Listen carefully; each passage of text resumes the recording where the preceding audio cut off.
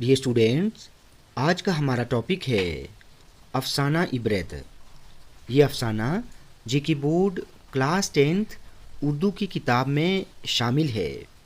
आज की इस वीडियो में हम इस अफसाने का खुलासा और सवालात पढ़ेंगे।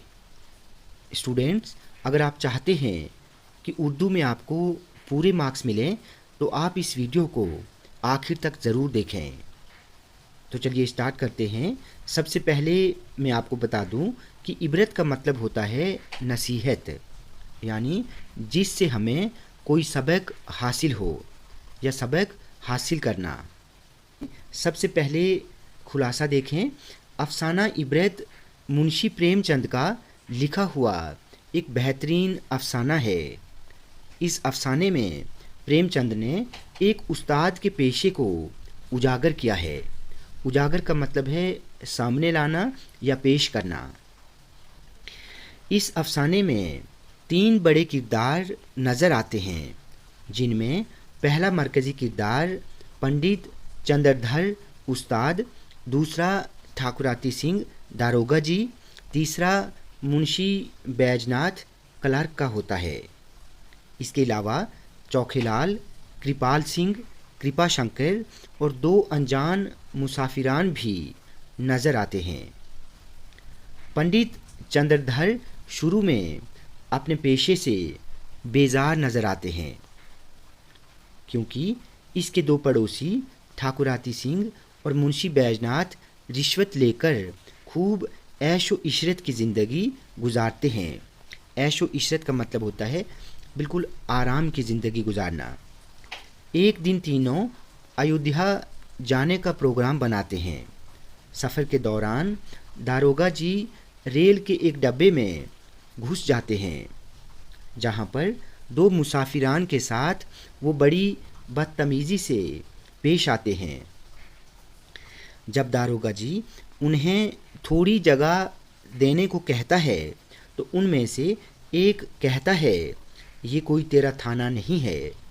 तुमने एक रोज़ मुझसे 25 रुपये रिश्वत लिए थे। और दूसरा मुसाफिर कहता है, तुमने मुझे मेले में ज़बरदस्ती मारा था।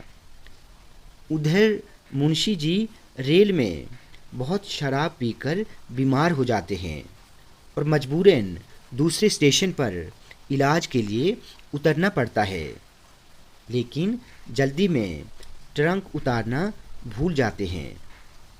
शिफा खाने में चौखेलाल कंपाउंडर जो डॉक्टर का काम करता है, यहाँ पर मैं आपको बता दूँ, शिफा खाने का मतलब होता है दवा खाना, ठीक है। जो डॉक्टर का काम करता है पैसे के बिना इलाज नहीं करता है, क्योंकि मुंशी जी ने एक बार चौखेलाल से रिश्वत ली थी। मुंशी जी की बीवी को अपने जेवर बेचने पड़ते हैं, तब जाकर चौखेलाल इलाज करता है। शाम तक मुंशी जी तंदुरुस्त हो जाते हैं, यानी बिल्कुल ठीक हो जाते हैं। अगले दिन ये लोग अयोध्या पहुँचे। यहाँ भीड़ होने की वजह से उन्हें कहीं जगह नहीं मिलती है। कुछ ही देर बाद बारिश शुरू हो जाती है। ये लोग घबरा जाते हैं कि अंधेरे में कहाँ जाएं। अचानक एक आदमी लालटीन लेके सामने आता है, लैंप।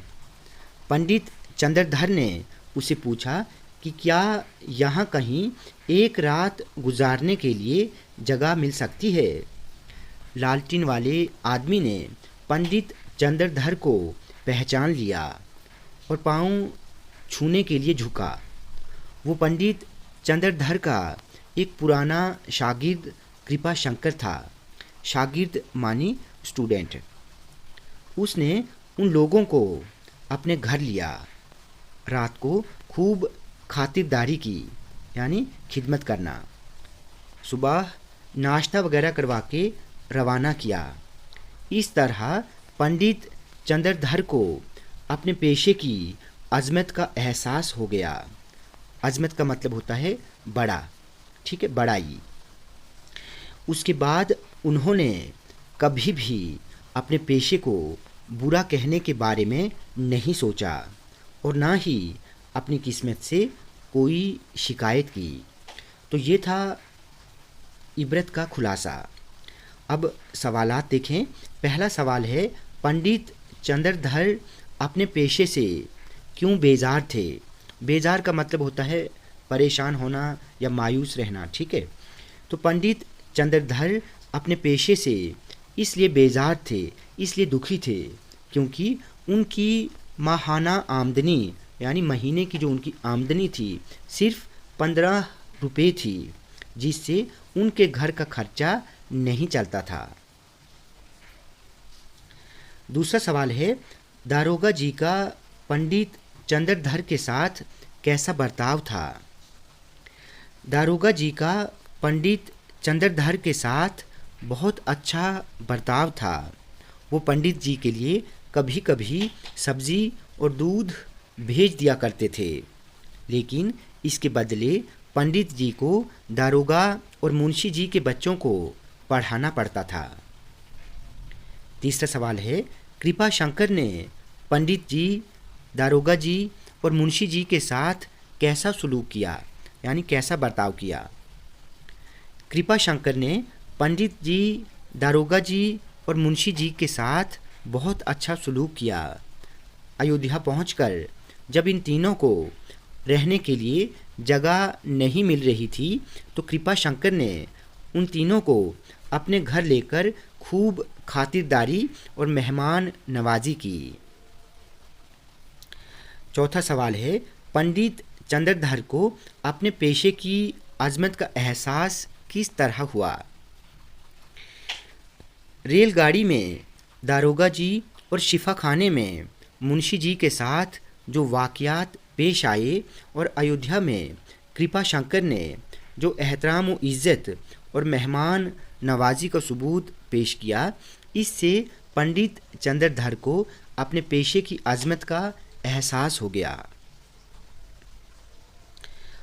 आखिरी सवाल है, इस अफसाने का नाम इबरत क्यों रखा गया है? ये बहुत इम्पोर्टेंट सवाल है। इस अफसाने का नाम इबरत इसलिए रखा गया है क्योंकि शुरू में पंडित चंद्रधर अपने पेशे से बहुत बेजार नज़र आते हैं क्योंकि इनकी तनख्वाह सिर्फ 15 रुपये होती है, जिससे इनके घर का खर्चा नहीं चलता है, जबकि दारोगा जी और मुंशी जी रिश्वत लेकर आराम की ज़िंदगी बसर करते हैं।